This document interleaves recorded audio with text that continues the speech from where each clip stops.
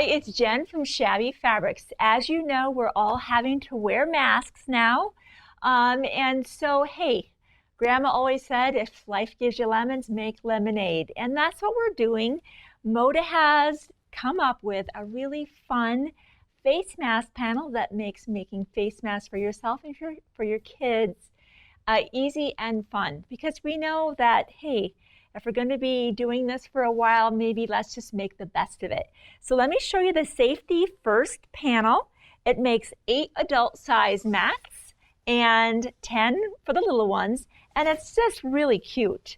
Of course, you'll cut your panel apart right on the drawn lines, and you'll need some fabric for the back of each one of the little mask fronts. And what we discovered with the little ones, the child size, is they work beautifully with layer cakes. So let me show you what I'm talking about. This is the kid ones on my left and the adult on the right. So like this cute little mustache one. If you want to be able to choose like the Kimberbell layer cake, which has a lot of fun prints, you would be able to get 1 and 2 backings. So out of the adult size, you'd be able to get 1 out of a layer cake square and out of the kid size 2. So I think that's a great option for you. So you could also pick solids, of course, prints, anything you want. I've got a variety of fabric on here. So you'll cut out your mask front for the kid size and the adult size exactly on the line and cut a backing fabric to the exact same size. Once that's done, you'll be able to get started. Now, before I jump in, one of the things that I thought, again, let's make it fun. Elastic can be more than just white or black. And what you're seeing here is called our banded elastic. It's so soft, it's wonderful. It's made in South Korea, and it's my favorite to actually use with wearing a mask because it's really soft. And in this case, we get to color coordinate that. So we could be using blue here, I used orange over there, and red, and today I'll be using some pink. So that's available as well. And please note that you'll see the stitching on the front. So if you want to have coordinating thread, be sure to pick up the 50 weight sulky threads and the petite cottons, and that way those threads will match as well. So these are just adorable. All right, let's jump right into how do we make this. So I'll be doing this cute little one with the cow print, and I picked a pretty pink for the back. We'll go right sides together. I want to point out one thing real quick. These cute little darts that are on the front are just suggestions of where you want maybe want to start sewing and then stitch your 1/4 inch around an end. It's basically the opening where you'll turn your mask through.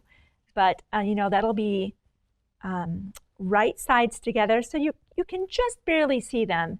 But that's what those markings are all about, is to let you know where to start and to end.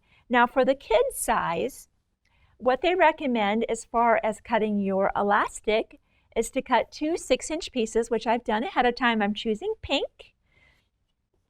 And I'm going to start right here. The first thing I'm going to do, and I should have grabbed actually some little wonder clips that are really nice to have in that corner. I think we'll be able to do without. Is to just put that right there in the corner, and I'm going to start sewing here, back stitching, and as I get closer, I'm going to hold that steady with my finger, and we're going to sew over that elastic 2 times. That's mentioned in our panel instructions, because we definitely want to secure that elastic right into that corner so nothing is going to shift. I'm going to pinch that. Again, if I had a little wonder clip here, I'd just kind of clamp that. But I'll hold that with my finger. We want to run right over it. Notice that's coming in at a 45-degree angle. I think you can see that it's running right out there. Not this way or not this way, but at a 45. Let's go over that at least twice. And now we'll turn. So I want you to see my elastic right now. It's out here. I'm going to start sewing and just leave it out there for now. As I get about this distance, I'm about 2 inches away, I like to now make sure I don't put a twist in there. I keep it nice and flat. Look how beautiful this is, how it's nice and flat and soft. It's just, I wish you could touch it. It's just like that, very velvety to the touch. I pivot this around so it has this nice bow. It's like a rainbow. And I extend it actually out. Let's get it really good, twice at least. And we'll pivot and we'll go this direction.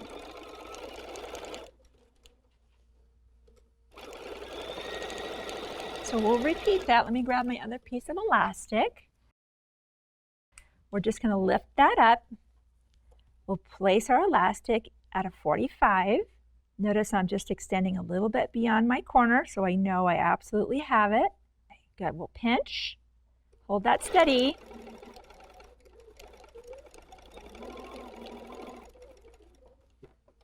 Pivot.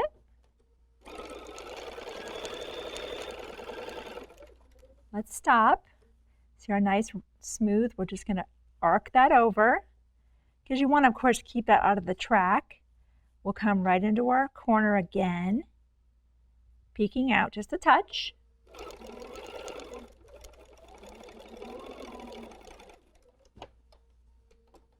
There, see that delta, that little point, that's where we'll stop.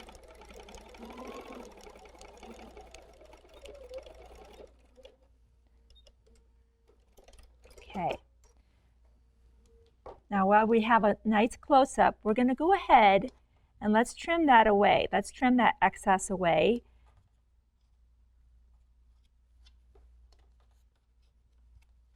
Just like that. So let's turn that through. So cute. I know anytime when my kids were little, anytime I can make something more fun, they were far more likely to get on board with it, right? Just making things fun for our kids. I just use, these are the rulers I used to just cut out the panel, the main panel. I started cutting things out and then I used my smaller ruler just to cut things apart. And of course our rotary cutter. So let's just bring that over. Now while that's heating up, you can, for the most part, turn the mask through. But if you really want to go ahead and get in those corners, I like to use my point turner and just get them all the way out. There we go.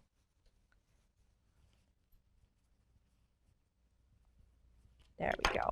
Now that opening, I'm just going to, with my fingers, roll that down about 1/4 inch. So when I take it to my pressing mat, I'm securing that and just flattening everything out, making sure everything is good. Oh, how cute is this? Super fun. You know, we don't know yet if our kiddos are going to be able to go to regular school or not.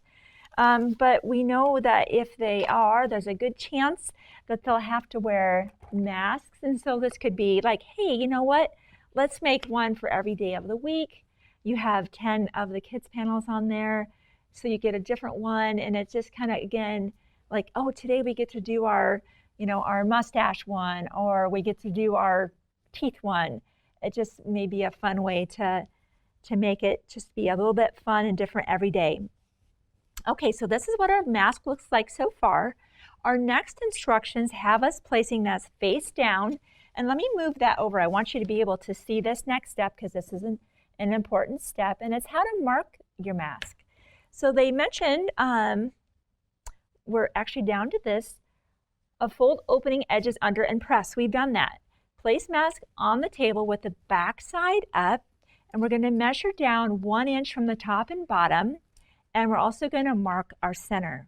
So if I just measure this in general, looks like it's about, a little less than 4.5. Okay, the easiest way to find the center is to just fold it and mark it. That's the simplest way to ever do anything like that. I'm going to actually mark both sides because you'll need to be able to mark that. They say for the kids one to measure down 1 inch, and for the adult one, I believe they have 1 3/4 inches. Actually 1.5 for the adult version. But all those instructions are on your panel. So go ahead and just lay your ruler down, measure an inch here. Now what I'm using, if you're not familiar with this, is a friction pen, and it erases with heat. So no worries. If you don't want to have those markings there, they will absolutely go away as soon as we iron this. And let's mark the other side at the same time. Oh, that one, let me remark that one. Hey, perfect chance. I marked that wrong and I just iron it away, and see how that mark is already gone. That was a happy accident, as we call it. Let's measure down an inch and we'll just mark again. Okay, now let's check that out. That's going to be our bottom, of course, and it actually doesn't matter at this point. The step is the same. They say pinch and fold the top mark down to meet the center. This is where I'm going to be using my flower head pins from Clover. I use them when it's the perfect project for it, and this is that. So I found that doing both sides at the same time helped to get this balanced side to side versus just doing one side at a time and then trying to do the other side at a time. So grab both of those at the same time. We're going to bring this mark to this mark with a little bit of a tuck. Let's do that simultaneously. And give a little press there with your fingers. And we're going to lock that in with our flower head pins, making sure that the tip of that pin is at least about 1/4 of an inch away from that stitch, because we're going to stitch that all together. Let's go ahead and just pivot that, and we'll lock that side in as well. Now we'll do the same thing with the other mark. We're going to bring that mark to the center mark again, so they kind of meet just like this on the back. So that's a good reference for you to see how that happens. Just like that, right toward the center. And again, we'll go ahead and we'll use our pins to hold everything in place. You can see how doing both sides at the same time helps to make it even. You might have seen these done and they're a little cattywampus, and that's why, is trying to do one side first and then the other afterward generally leads to that little bit of lopsidedness. So this is definitely a step that helps alleviate that. Now we'll go ahead and sew just about 1/8 of an inch all the way around that to finish our mask. Now if you're going to use a coordinating thread, this would be the time to do it, because this is the thread that people will see. Now I'll go ahead and just keep the white in there, but if you were going to be using a pink fabric here, go ahead and use that pink thread and have everything coordinate nicely.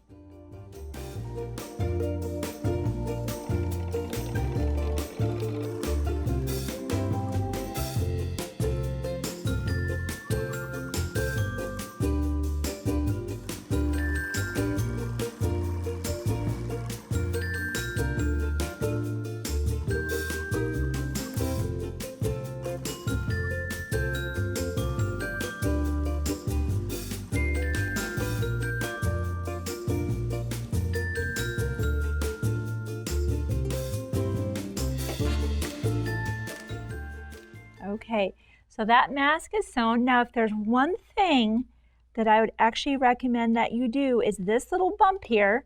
Here, I'll take the pins out, I'll show you what I'm talking about. As this expands, there's tension right here. If there was anything that I would recommend doing that is maybe a little bit of extra, is to, as you come across here, actually reinforce this. That way that area is not coming undone, because that's going to have the most amount of tension. So that's just a little bit of something extra. So let's just take a look at our cute little mask. And you can imagine if you start making them in, a couple at a time, these will go really fast and they're so fun to make. And with these different color elastics, let your kids pick their favorite elastic. Hey mom, hey dad, I want to make that one. Maybe with the dark blue elastic, maybe with a green elastic, something completely different, and make it fun. So that's how to make the Safety First mask. They're absolutely precious, they're adorable, it helps our kids stay safe, and it adds to just the fun of having to wear a mask.